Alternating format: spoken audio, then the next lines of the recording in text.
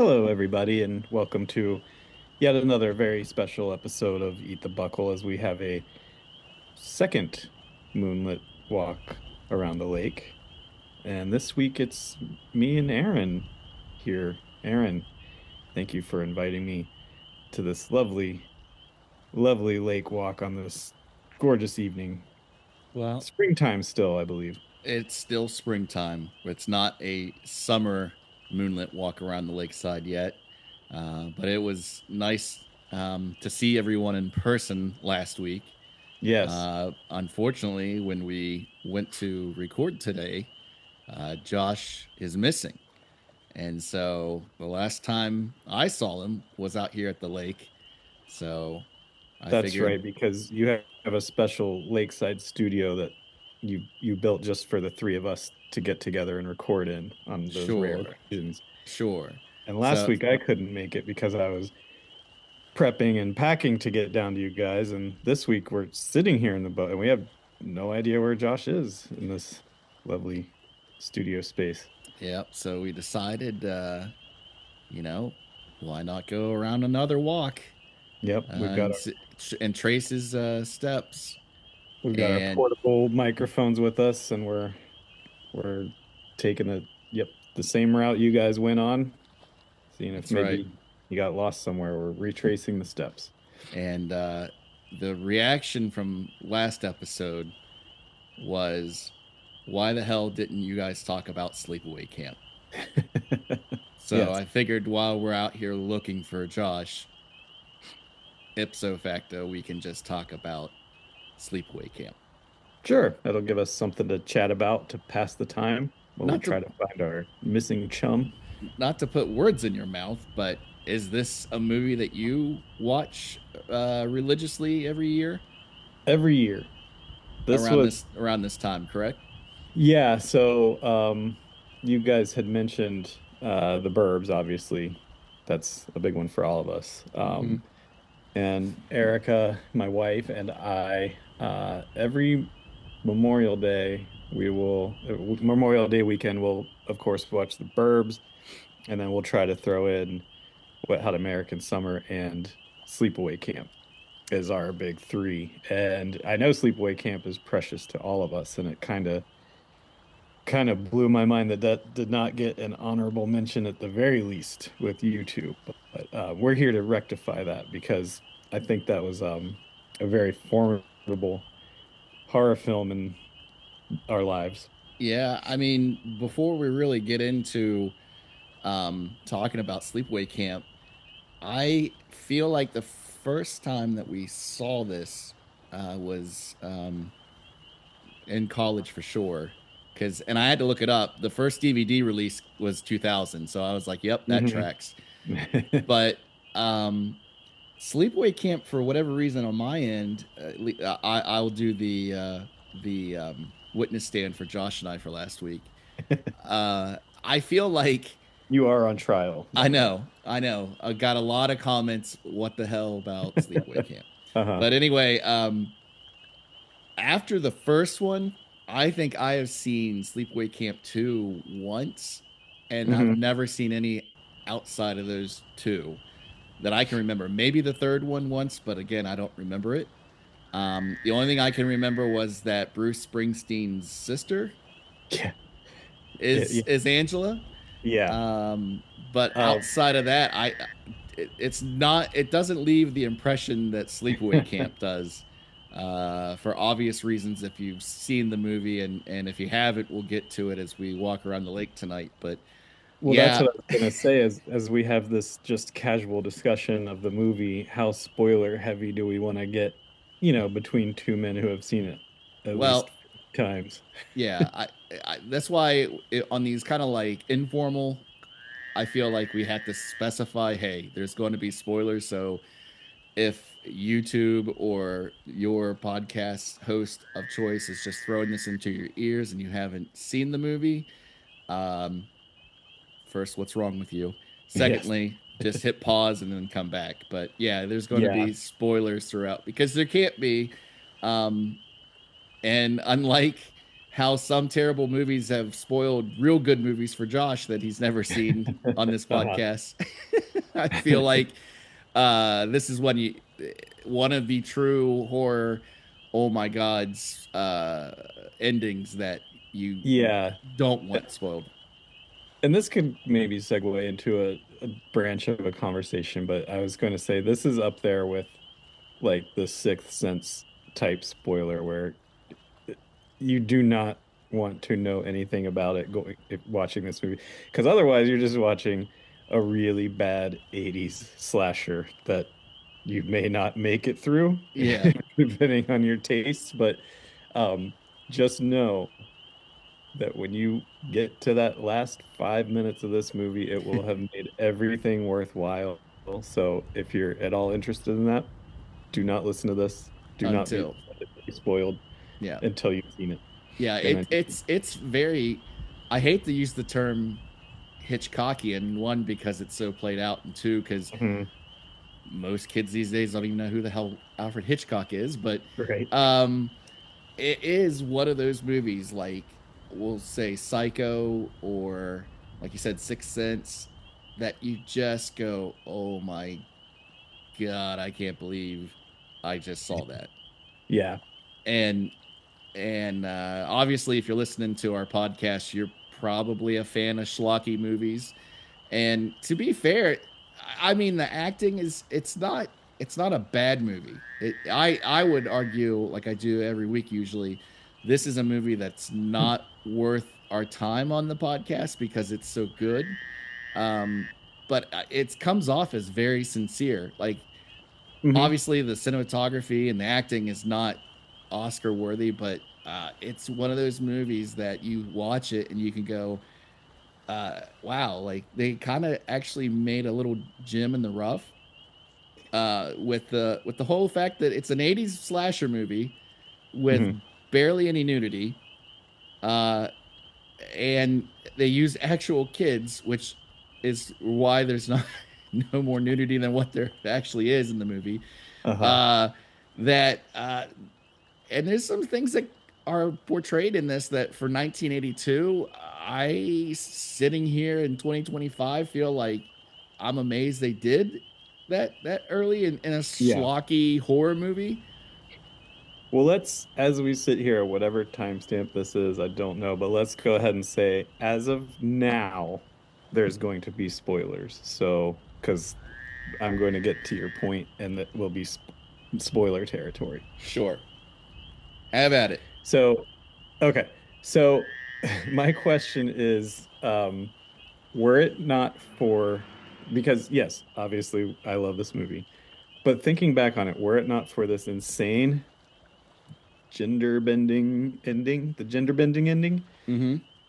would it be as good as worth saying it is? Like if you take that out and you just look at it on its merits up until that last 5 minutes, Yeah, because it's, it's got all the, I mean, the act, the acting's not great. The, it's kind of slow for a lot of it. It is your typical like, when did this come out? We should probably look that up, it's or on our it was phones since we're walking around the room. I Oh, do look, know it was you hear 83. that coyote out there? No, I hope that wasn't a Cody. I hope that was just a Oh, dog. it sounds like, well, yeah, it definitely sounds like something canine. Hope we don't cross its path, but yeah, I should look up was it 81? It's 83 is when it 83? was Okay, released. Yeah, I so it think was film. after. So yeah, this was definitely like a let's get a summer camp horror out there because Jason was big into pop culture. So it's like a worse version of a Friday the 13th ripoff until that ending comes. And then at that point, it elevates it so much higher above anything that came before or after. But would you consider it good if not for that? Yeah, because you talked about how you love this and you watch it with Wet Hot. Hmm. I think if you didn't have that ending, there's still enough of it that got lampooned from Yeah. other from other movies that almost like in music, you kind of go, where did this come from? And then you research it and find out, oh, hey, they ripped it out like and riffed completely on this from movie original Yeah. like Wet Hot with the fact that it's supposed to be summer and they shot it Hmm. what in October. Yeah. Yeah. Is that not the same thing that happened here? For sure. Yeah. Has to be. Yeah, it There's got it it's September through October. hmm And you Yeah, can the tell. leaves are changing Yeah. and they don't make any attempt to mask that.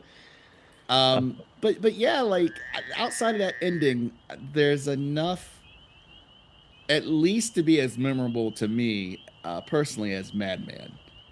Because sure. I honestly think Madman is this movie without that twist, where you just have going around the around. Well, actually, they had more extras in Sleepaway Camp than they Yeah. did in Yes, Madman. they did. But yeah, like I would feel like it would be uh, take that ending out, and it's on the Hmm. level of Madman to me. Yeah, but you hate Madman. Well, yeah. So I don't hate. Hate's a strong word. But I think this came Not a to fan. We'll put it that way. us. If you like Sure. Madman, I appreciate your choice in cinema. I mean, But to be fair, we all hated Madman the first 2 to 3 times we watched it, and then that was the real Stockholm syndrome that kicked in on yes, that one. That one and more than any other was the Stockholm syndrome. yes, it would. The only reason it is in my collection on the shelf is because you bought us all the 4K after we watched it for 6 weeks. Yes, you're very welcome. Is it still in this cellophane? I think we took it out once. Yeah, you got to see what it looks like in there. What's under the hood of the Madman? I don't, But yeah, the Sleepaway Camp, I think it also benefits, in my estimation, when we watched it. Like you said, I might have still been in high school at the time because I'm a little bit younger than you guys, but I remember somehow this one was one that was not on my radar, and just I remember the cover growing of up, it. growing up, you Yeah. mean? Yeah, Yeah. yeah. And I remember the cover of it distinctly, like going into the local video store, and it was one that I, for some reason, just never, the knife sticking through the tennis shoe, Yeah. the bloody knife, like it just never registered as something I would want to see. And then Erica actually introduced me to it. Because it was something she watched in her sleepovers as a kid, and she was like, "You guys have never seen Sleepaway Camp?" And I think the first time I watched it was on VHS Oh, because it was in really? that transition period of like when DVDs were just starting to be introduced. Hmm. Um, so I think we all like kind of just started watching on VHS until eventually it was released on DVD. I remember it was released in that box set that looked like a Oh, first aid kit yeah. that they since had to repackage that because people were complaining about it looking like a first aid kit for some reason. Yeah. So I think that may have been when we first actually saw it on DVD was when that came out. Well, that's But what I was trying to think was, did I see this in high school because of like Perry or I forgot the whole Erica thing. So yeah, because I'm pretty sure we all just kind of watched it around that. It may have been that we were all in high school. I don't know because before we went out on our walk here tonight, I was Mhm. just like I racking my brain today, wondering when did you first see this movie? And it is one of those movies that you should probably remember, but I Oh, feel for like it sure. was definitely a mixed viewing audience, not one that I singularly put on and watched. I know Right. for a fact that if it wasn't in high school, it had to be at that first house that we lived, Josh and I lived together at, um, on all of our broken couches, in that tiny living room.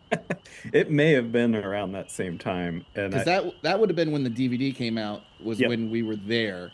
Yeah. And so I'm wondering if I didn't see it in high school in the basement at your all's place, then it had to be that time in college. Hmm. That sounds right. But I think it stood out so much just because at the time I was like, how the fuck? And I remember while watching it being like, this, it. it's funny to laugh at these Jersey people in their short shorts and because everybody in that movie has a alarming seam length, Yes, the an inseam alarming is inseam. the inseam is 0.0. Yeah, Uh, so that aspect of it was entertaining throughout, but I do remember being kind of like, why does she think this is so and to her credit, she didn't spoil Spoil. anything. Yeah. And I don't even remember her being like, just wait till the end, just wait. So it's like kind of like, what are we doing here? This is all. And then once that ending hit, it makes it, I remember being like, how the fuck have I not heard about this? How has this movie not been spoiled for me to this point? Like, how am I seeing something so singularly unique? Yeah. And we've gotten this far, not even actually given the plot. So Yeah. I actually don't feel like you need to. You know it or you don't know it. And again, Yeah. from the top of the podcast, if you haven't Hmm. watched it, uh, sorry, that's on you. But Hmm. to me, it's like it's so quotable. It is one of the most quotable movies. Like Oh yeah. like once we saw this in college, Eat Shit and Live. Eat shit and die. Eat shit and live, bro. Yeah, that became a go-to. Uh-huh. Um, Obviously the creepy thing with the cook, whose name Yes. I can't think of, where they call them baldies, and then you Yeah, got fresh young chicken. yeah, and They then call baldies. James Earl Jones' dad is just like he makes an appearance as the Yeah. assistant cook, but uh, Do you think Sorry, just go ahead. do you think they tried to get Buck Flower to be the pervert cook that says we call him Baldies? Because that sounds definitely like a Buck Flower line. Yeah, that's definitely a if it, he must have been unavailable He was shooting 8 other movies that week. as the same Yeah. dirty old man. He has 5 other dirty old man credits But at like the the real beginning of Teenage Carpenter's Dream. real Carpenter's dream. Hmm. Somebody help the people.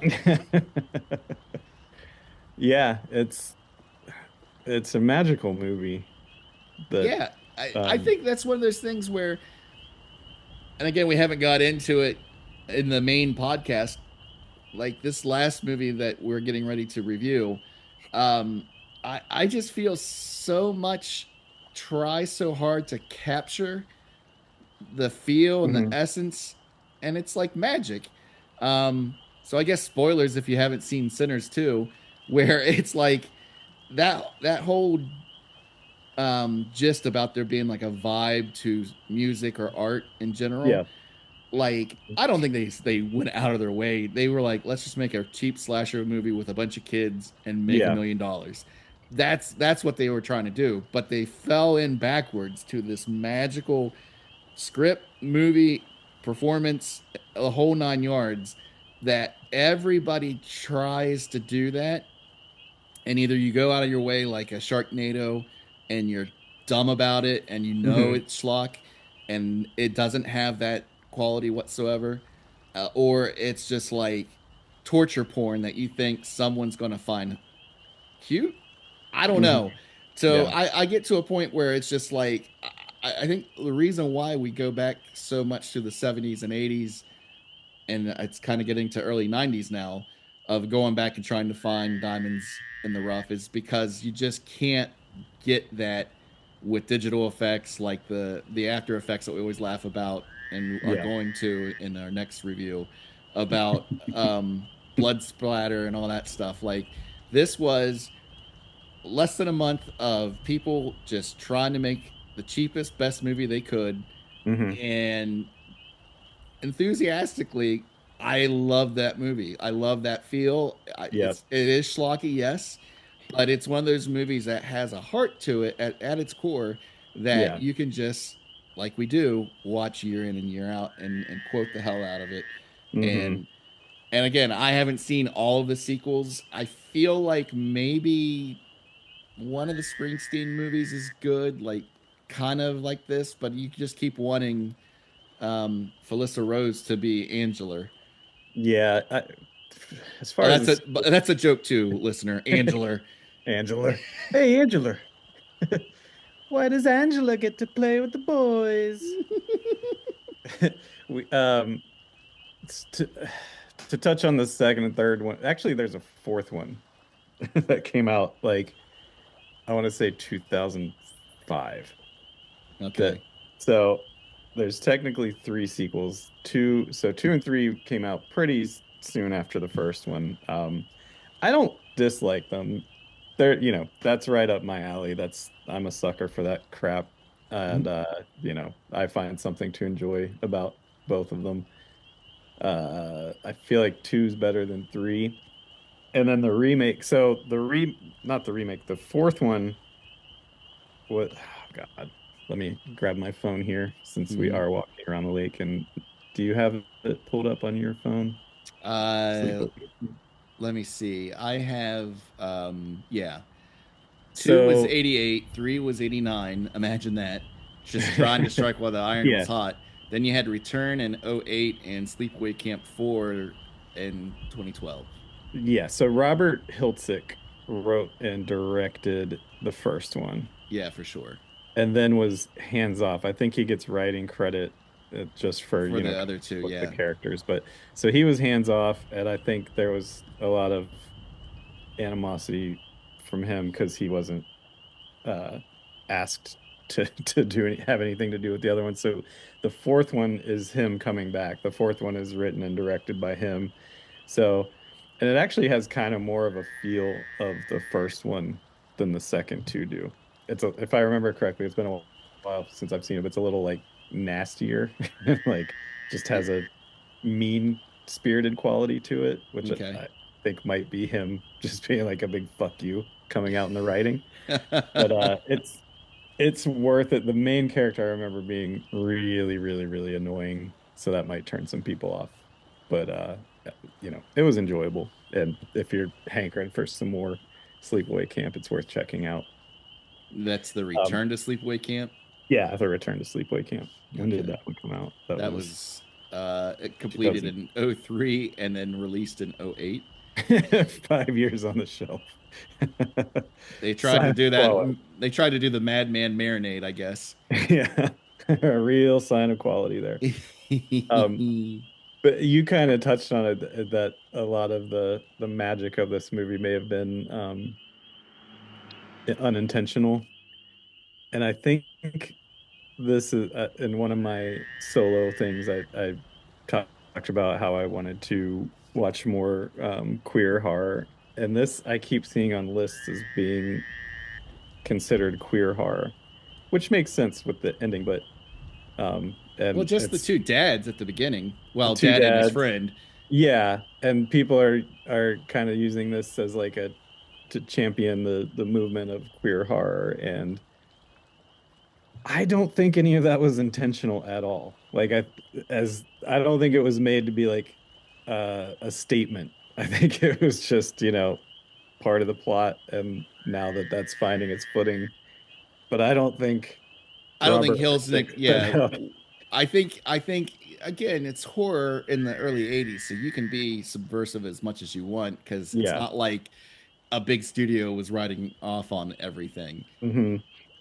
So I could see where he was trying, just try to sneak some stuff in because Hmm. especially in the early '80s have been scandalous. Like, oh my God, Yeah. there's two guys together, and it's never. I don't think it's ever really specified or like codified that he's gay.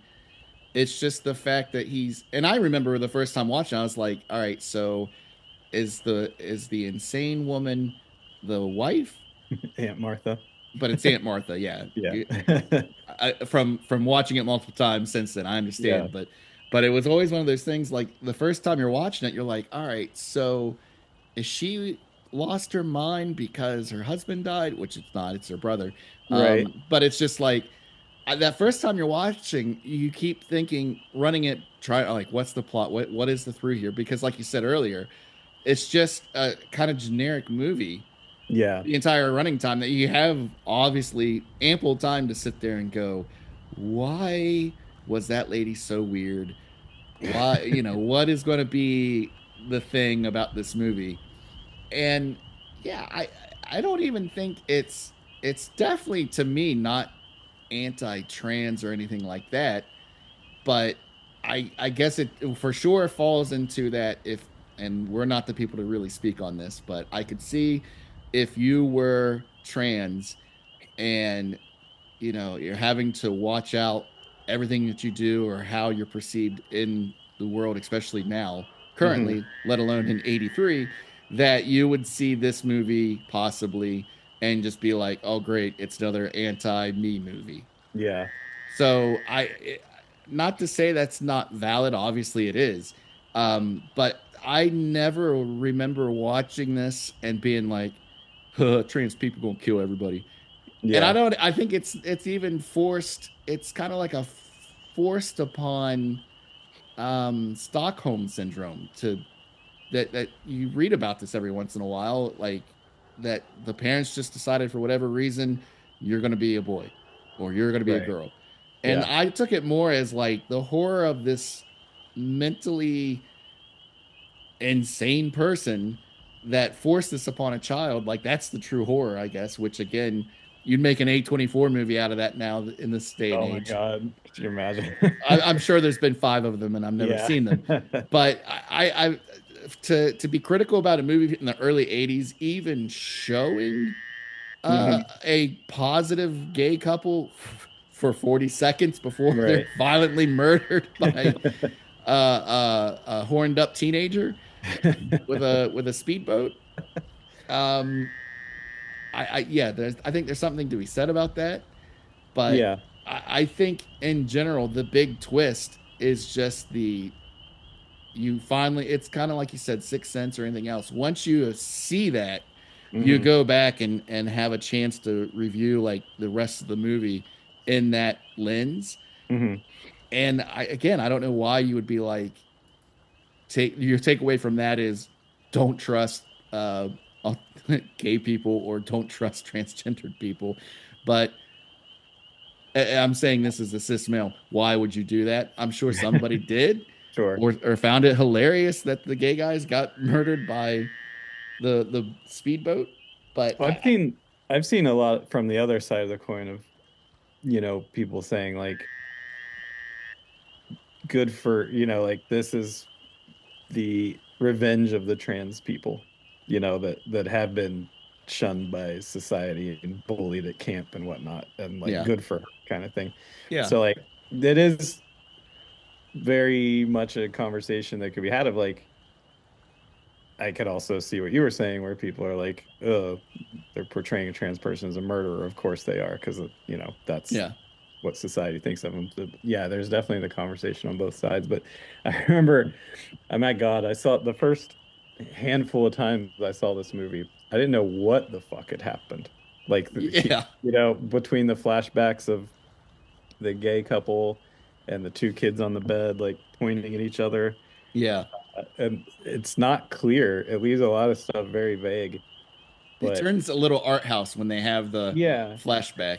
and when we first saw it, the internet was sort of in its infancy as far as what you could find. So we didn't have that. We just had the benefit of watching it over and over and over to try to.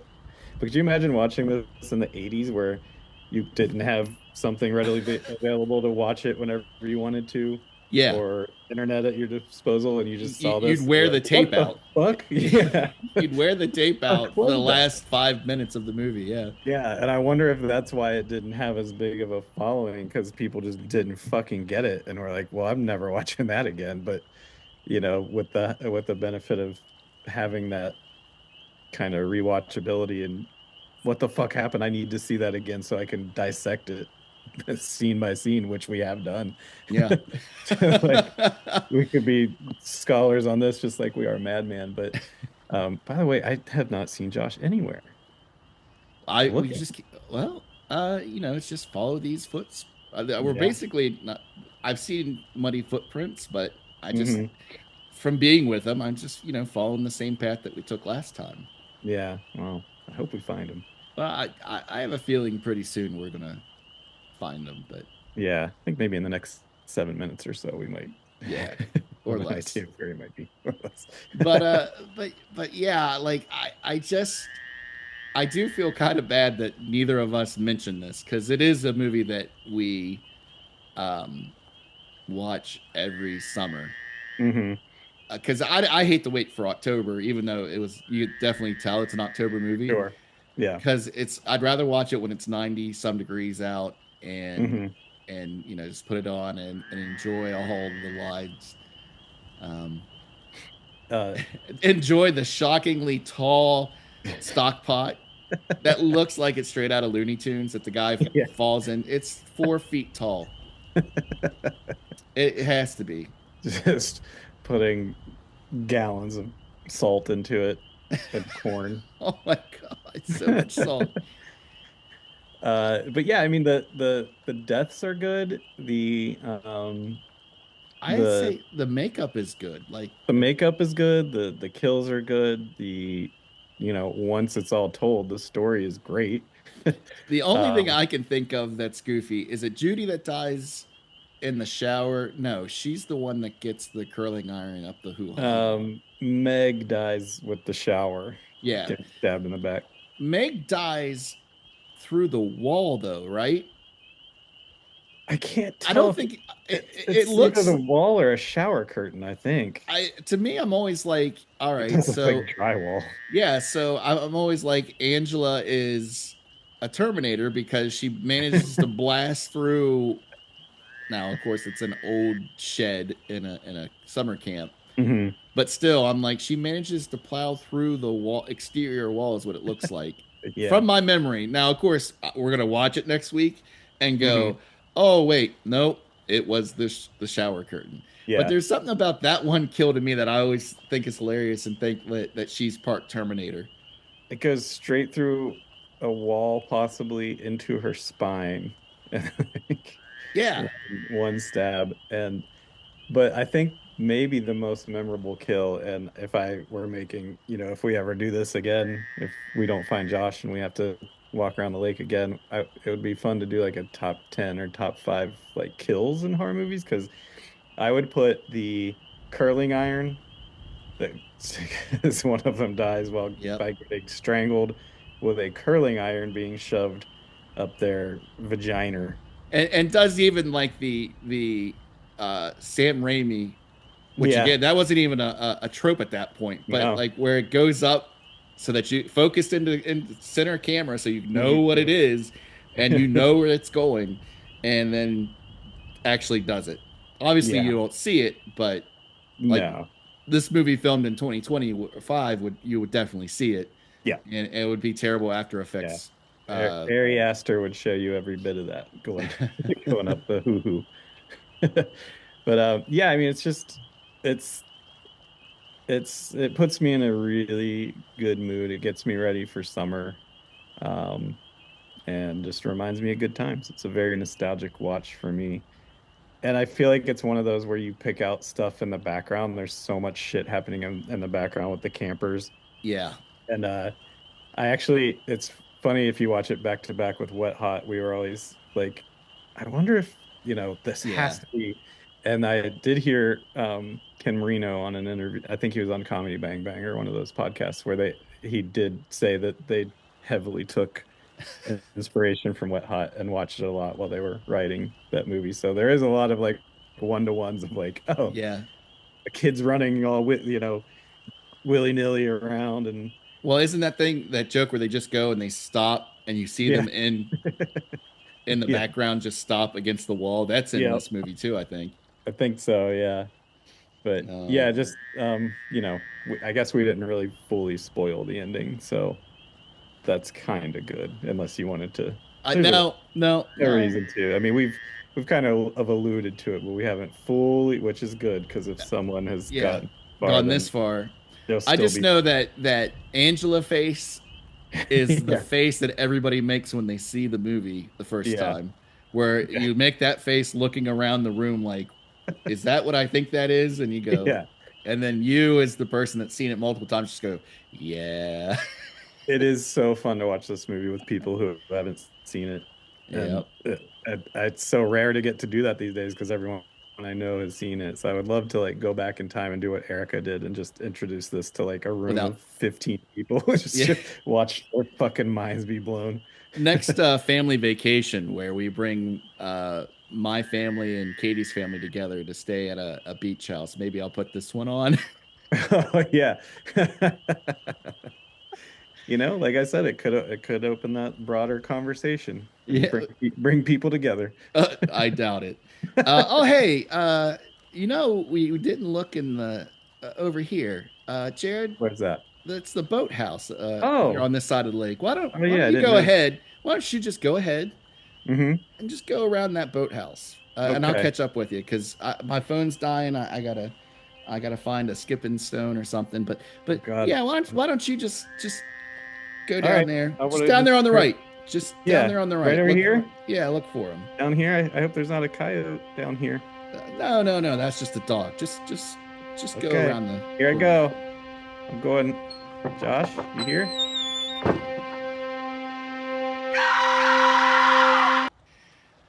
All right. Well, anyway, if you'd like to get a hold of us, it is Eat the Buckle Pod at Blue Sky or Eat the Buckle at Gmail. Oh, no, I'm sorry. It's bucklepod at gmail.com for any emails and for comments, asking why we spent half an hour talking about Angela without talking about Angela. Whatever you want to talk about, just hit us up. And hopefully next week, we're all back together.